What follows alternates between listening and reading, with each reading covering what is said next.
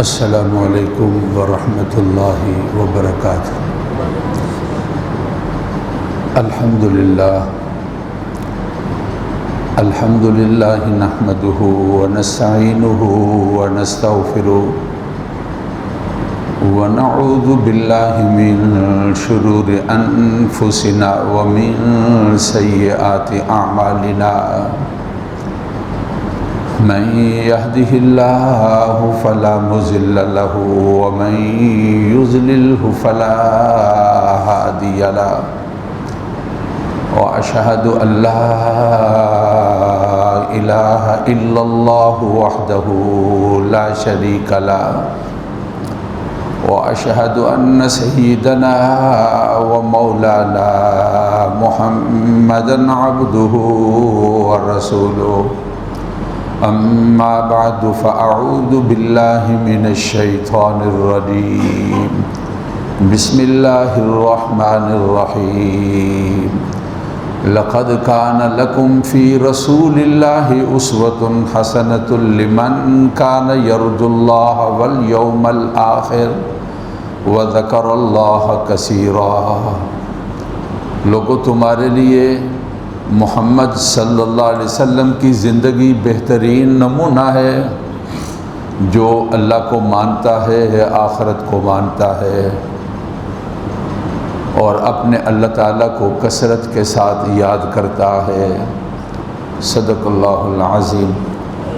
وبلغنا رسولہ النبی الکریم۔ یہ 22واں پارہ ہے اور سورۃ احزاب ہے۔ سورۃ احزاب کا تیسرا رکوع اس کی پہلی آیت مبارکہ ہے، جس کی تلاوت اور ترجمہ آپ نے سنا، اور 22ویں پارے کا آخر سے پہلا رکوع ہے، یہ اس کی آیت مبارکہ ہے۔ ربیع الاول کا مہینہ رسول پاک صلی اللہ علیہ وسلم کی تشریف آوری کا مہینہ، اس کے حوالے سے چونکہ 12 ربیع الاول قریب ہے، اس کے حوالے سے تذکرہ ہے۔ میں نے گزشتہ جمعے آپ سے وعدہ کیا تھا کہ 6 جمعوں کی غیر حاضری جو میرا سفر ہے اور میرا سفر نامہ ہے، میں انشاءاللہ ادار ہے، میں کسی جمعے میں اپنے سفر کے بارے میں تاثرات جو ہیں وہ بیان کروں گا، چونکہ ہر محلے اور گلی علاقے اور بستی لوگ، نوجوان، پڑھے لکھے، کام کاج والے کوشش کرتے ہیں کہ کسی طرح ہم باہر ملک چلے جائیں۔ میرا وہاں کیا مشاہدہ ہے اور وہاں کیا معاملات اور حالات ہیں، کن لوگوں کو وہاں جانا چاہیے اور کون لوگ وہاں جائیں تو زیادہ مناسب ہے، اور مجموعی طور پر حالات کیا ہیں، صرف پہنچ جانا یہ کافی ہے؟ ہر انسان کے لیے، ہر آدمی کے لیے، ہر نوجوان کے لیے UK، یورپ کے اندر اس کے بارے میں کیا معاملات ہیں؟ ویسے تو ہر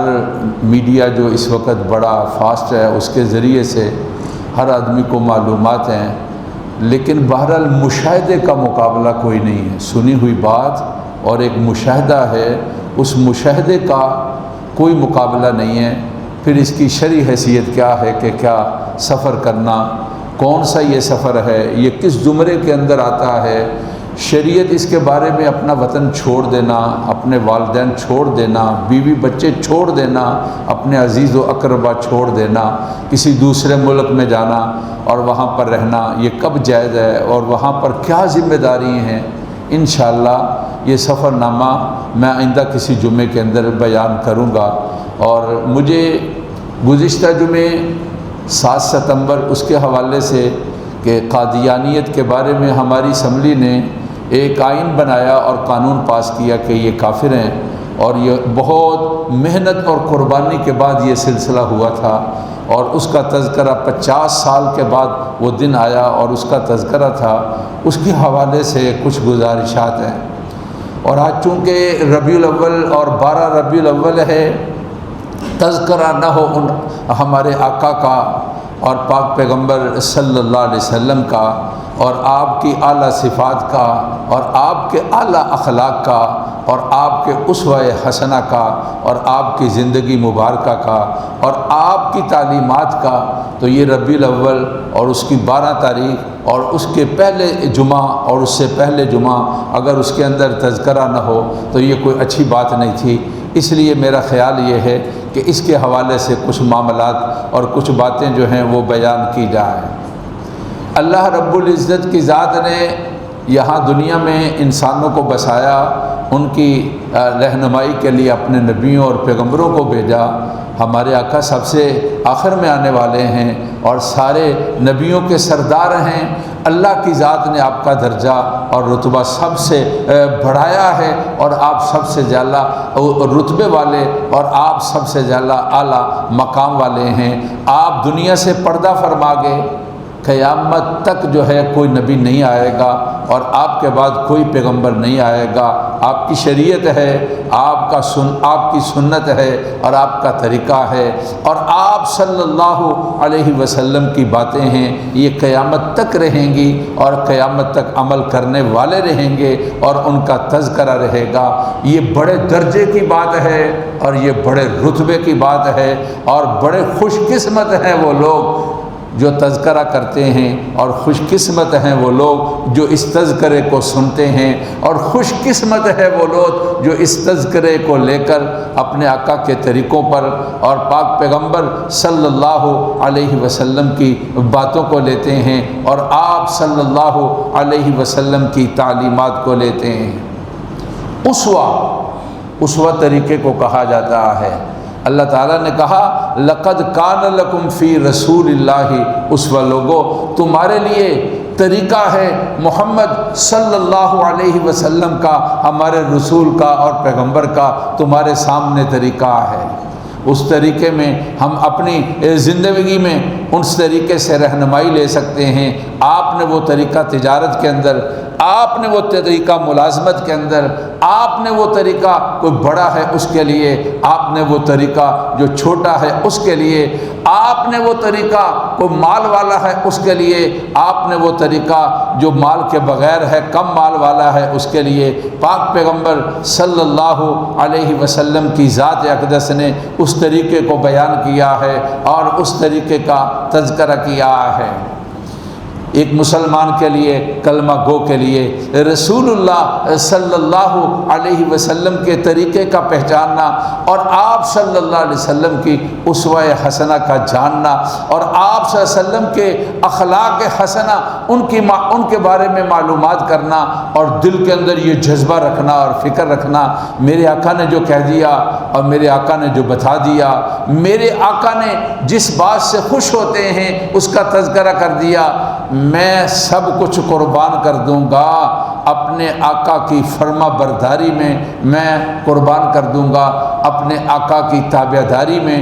دیکھنا ہوگا کہ ہمارے آقا صلی اللہ علیہ وسلم کی ذات اقدس نے ہمارے لیے کیا تعلیمات جو ہیں وہ ارشاد فرمائی ہیں۔ دیکھو، ایک ہے اس کو بطور ربیع الاول، 12 ربیع الاول اس کو بطور جشن کے لے لینا اور اس کو ایک تہوار کے طور پر لے لینا،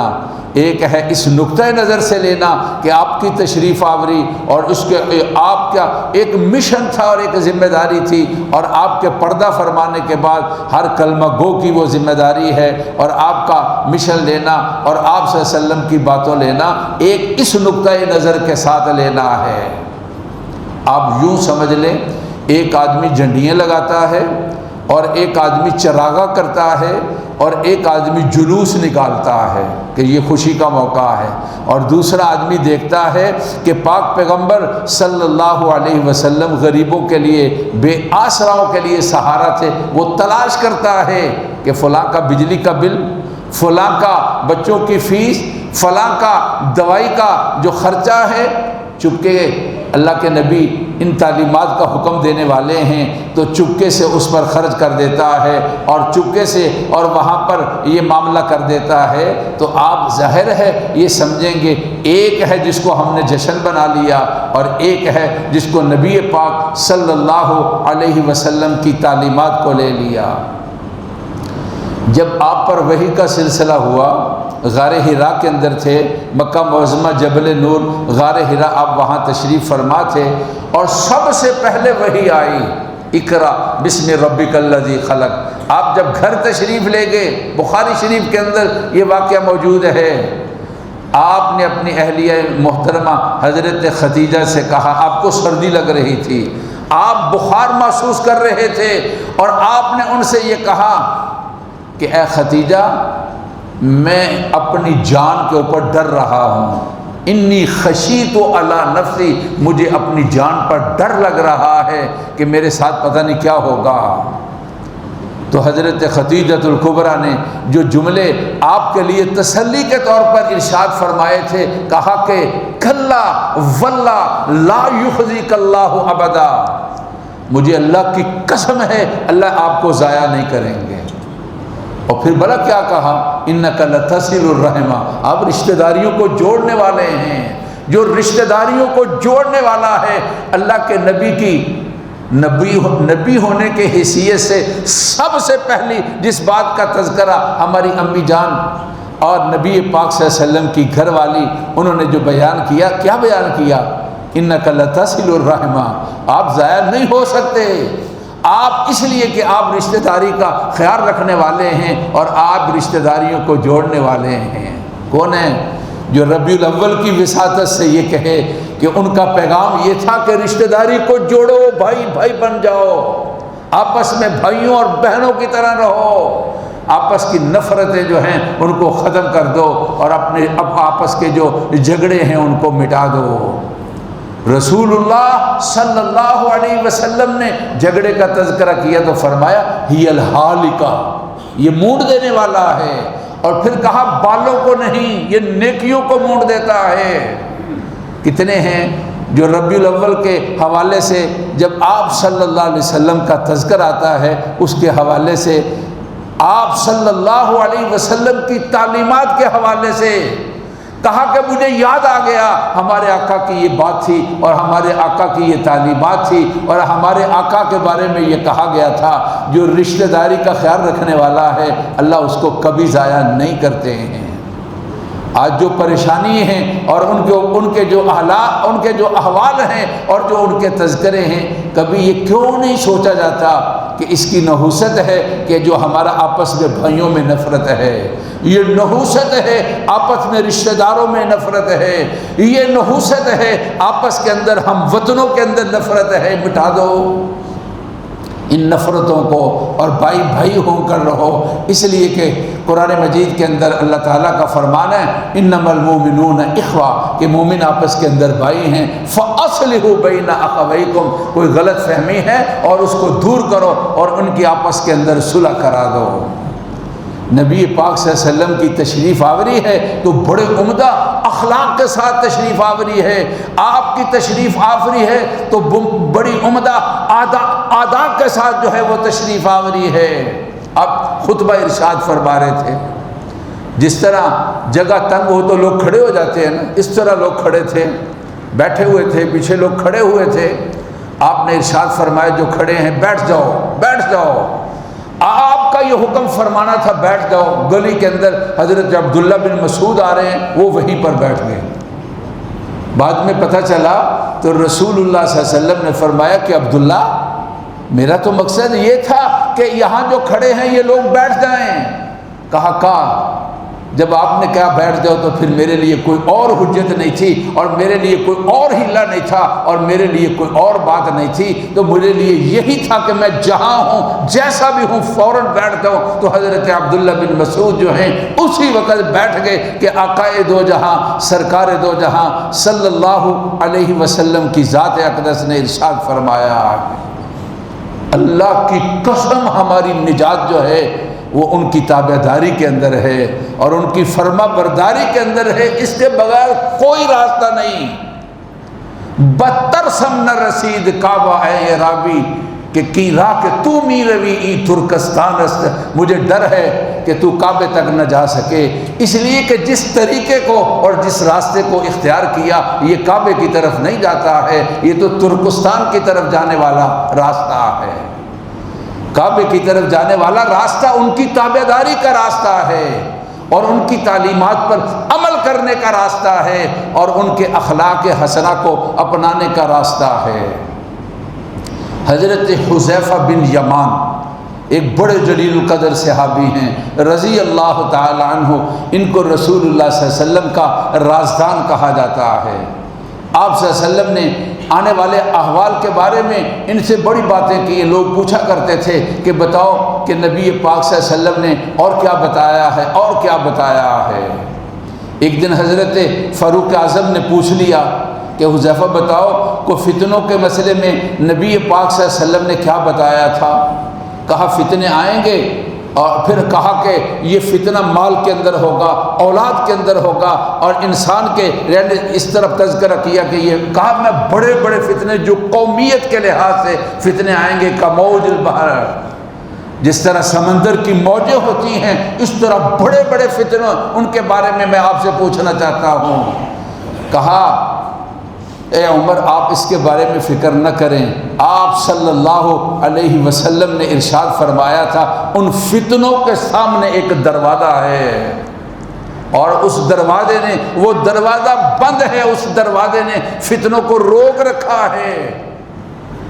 پھر آپ نے پوچھا کہ وہ دروازہ کھلے گا یا اس کو توڑ دیا جائے گا؟ تو کہا کہ دروازہ توڑ دیا جائے گا، اور کہا جب ٹوٹے گا تو پھر قیامت تک وہ دروازہ بند نہیں ہوگا۔ بعد میں کسی نے ان سے پوچھا کہ کیا حضرت عمر کو پتہ تھا کہ وہ دروازہ کیا ہے؟ کہا جس طرح کل کے آنے سے پہلے رات ہے، ہر آدمی کو پتہ ہے کل کا دن، ہفتے والا دن تب آئے گا، اس سے پہلے رات آئے گی۔ کل کے آنے سے پہلے رات کے یقینی ہونے کا پتہ ہے، تو حضرت عمر کو بھی پتہ تھا کہ وہ دروازہ کون ہے۔ خود وہ حضرت عمر ہیں رضی اللہ تعالی عنہ، انہوں نے فتنوں کو روک رکھا ہے، اور فتنوں کے سامنے جو ہیں وہ دروازہ ہیں جو بڑے بڑے فتنے ہیں۔ آپ نے ایران بھیجا تھا ان کو سفیر بنا کر، ان کے ساتھ بادشاہ ایران کے ساتھ، کسریٰ کے ساتھ، قیصر کسریٰ، یہ دو بڑے بڑے بادشاہ تھے، تو کسریٰ کے ساتھ گفتگو کرنی تھی۔ دسترخوان پر مہمان تھے، دسترخوان میں بچھا اور اس میں بیٹھے تھے، تو آپ کے ہاتھ سے لقمہ گر گیا۔ رسول پاک صلی اللہ علیہ وسلم کی تعلیمات ہیں اگر لقمہ گر جائے اور جگہ ایسی ویسی بہت ایسی نہ ہو، اس میں مٹی لگ گئی، کوئی چیز لگ گئی، اس کو صاف کرو اور اس لقمے کو ضائع نہ کرو، کھا لو۔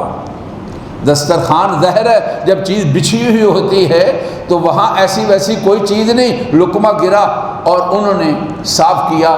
تو کسی ساتھ والے نے کونی ماری، یہ لوگ اس کو معیوب سمجھتے ہیں اور یہ خیال کریں گے شاید ان کو کھانے کے لیے نہیں ملتا تھا اس لیے یہ لقمہ بھی کھا رہے ہیں۔ آپ ایسا نہ کریں، یہ ان کے رسم و رواج کے خلاف ہے۔ تو حضرت حذیفہ بن یمان نے ان کی طرف دیکھا اور کہا کیا ان احمقوں کی وجہ سے میں اپنے آقا صلی اللہ علیہ وسلم کا حکم چھوڑ دوں اور ان کی سنت کو چھوڑ دوں اور ان کے طریقے کو چھوڑ دوں؟ کبھی نہیں ہو سکتا ہے۔ تو میرے بھائی، نبی پاک صلی اللہ علیہ وسلم کے طریقوں کو اپنانا اور آپ صلی اللہ علیہ وسلم کے اخلاق حسنہ کو لینا، یہ آپ کی تعلیمات، یہ ربیع الاول کا پیغام ہے اور یہ ربیع الاول کا سبق ہے۔ جب حضرت خدیجہ سے آپ نے یہ ارشاد فرمایا نا، انی خشیت علی نفسی، مجھے اپنی جان کا ڈر لگ رہا ہے، تو انہوں نے کہا کلا واللہ لا یخزیک اللہ ابدا، اللہ کی قسم اللہ آپ کو ضائع نہیں ہونے دیں گے۔ تو کیا باتیں ارشاد فرمائیں؟ ان میں سے پہلی بات یہ تھی انک لتصل الرحم، اس لیے آپ رشتہ داریوں کو جوڑنے والے ہیں۔ اور پھر آپ صلی اللہ علیہ وسلم نے فرمایا وتحمل الکلہ، کلہ کہتے ہیں جس کے پاس اپنی ضرورت کا خرچہ نہ ہو، آمدن نہ ہو، ہر وقت بیچارہ فکر کے اندر ہے اپنے بچوں کی فیس میں کس طرح ادا کروں گا، یہ میرے گھر والے بیمار ہیں، یہ بیماری کا میں بل کس طرح ادا کروں گا، بجلی کا بل آ گیا اب میں اس کو کس طرح ادا کروں گا۔ اللہ نے طاقت دی تھی تو چپکے سے کہا کیا بل آیا دے دو یار مجھے، بل دو، کہاں ہے؟ بل ادا کیا اور اس کو واپس کر دیا اور کہا کہ جو تمہارے ڈاکٹر کی پرچی ہے مجھے دے دیا کرو۔ چپکے سے کہا رسول اللہ صلی اللہ علیہ وسلم سے امی جان نے، اس لیے کہ وَتَحْمِلُ الْكَلَّةَ، آپ لوگوں کے بوجھ کو اٹھانے والے ہیں، اور یہ سمجھتے ہیں کہ یہ ان کی فکر نہیں، یہ میری فکر ہے۔ اور جو آدمی کسی کا بوجھ اٹھانے والا ہے نا، اللہ کی قسم اللہ اس کو ضائع نہیں کرتے ہیں۔ حضرت خدیجۃ الکبریٰ نے رسول کریم صلی اللہ علیہ وسلم سے یہ ارشاد فرمایا، اور پھر فرمایا وَتَكْسِبُ الْمَعْدُومَ، جن کے پاس کچھ نہیں ہے بیچارے، چاہتے ہیں کہ کوئی کام کیا جائے اور محنت کی جائے، کوئی رستہ نہیں مل رہا، جس رستے پر جاتے ہیں کانٹے ہیں، اس لیے بندے کا کام تو محنت کرنا ہے نا، رزق کہاں سے آتا ہے؟ وَفِي السَّمَاءِ رِزْقُكُمْ وَمَا تُوعَدُونَ، تمہارا رزق آسمانوں میں ہے، رازق اللہ رب العزت کی ذات ہے، وہم و گمان میں نہیں ہوتا۔ اللہ جب رزق دے دیتے ہیں اور بندش آتی ہے تو محنت کرنے والا اور عقل دوڑانے والا اور تعلیم والا اور تعلقات والا اور پیسے والا پریشان و حال ہے کہ میرے لیے آمدن کے ذرائع نہیں ہیں۔ فرمایا حضرت خدیجۃ الکبریٰ نے وَتَكْسِبُ الْمَعْدُومَ، جن کے پاس کچھ نہیں ہے، آپ کماتے ہوئے یہ بھی نیت کر لیتے ہیں میرے کمائی کے اندر ان کا بھی حصہ ہے۔ جو آدمی یہ نیت کر لے جن کے پاس کچھ نہیں، میری کمائی میں ان کا حصہ ہے، اس نے ربیع الاول کا سبق لے لیا، اور اس نے نبی پاک صلی اللہ علیہ وسلم کی تعلیمات کو لے لیا۔ امی جان نے جو باتیں کہی تھی کہ آپ رشتہ داری کو جوڑنے والے، آپ لوگوں کے بوجھ کو اٹھانے والے، اور وَتَكْسِبُ الْمَعْدُومَ، جن کے پاس کچھ نہیں ہے آپ محنت اور کوشش اور کمائی ان کے لیے کرنے والے ہیں۔ تو جس آدمی کے اندر یہ صفات موجود ہیں، کلا واللہ لا یخزیک اللہ ابدا، اللہ کی قسم ہے اللہ اس کو کبھی ضائع نہیں کریں گے۔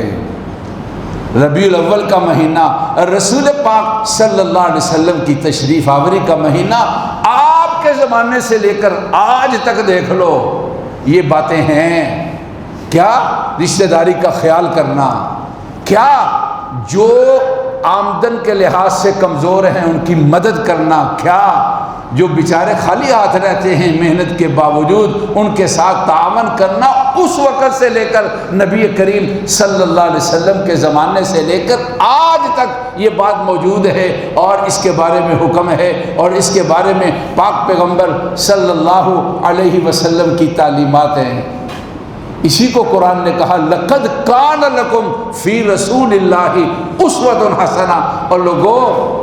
تمہارے نبی کے بہترین طریقے ہیں، ان کی بہترین زندگی ہے۔ لَقَدْ كَانَ لَكُمْ فِي رَسُولِ اللَّهِ أُسْوَةٌ حَسَنَةٌ، اللہ کے رسول تمہارے لیے بہترین نمونہ ہے، اور ان کی زندگی تمہارے لیے مشعل راہ ہے۔ کہاں گم ہو گئے اور کن راستوں کو تم نے اختیار کر لیا، اور کیوں ان راستوں کو بھول گئے ہو؟